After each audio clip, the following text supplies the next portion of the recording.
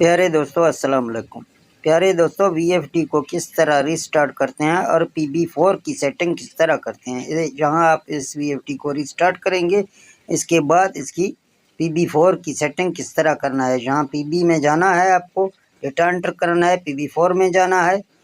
जहां आप अपने सोलर पैनल के हिसाब से इसको आगे पीछे कर सकते हैं। शिफ्ट की बटन से आप इस डिजिट को चेंज करेंगे। जहां शिफ्ट लगाएंगे तो आप जहां इसको 70 और ऊपर ये 110 तक जाएगा और नीचे ये 70 तक आ जाएगा। इस तरह आप अपना जहां मैं 70 पर रख के फिर जो ना डेटा एंटर करूंगा तो आप भी इसी तरह डेटा एंटर करेंगे जहां।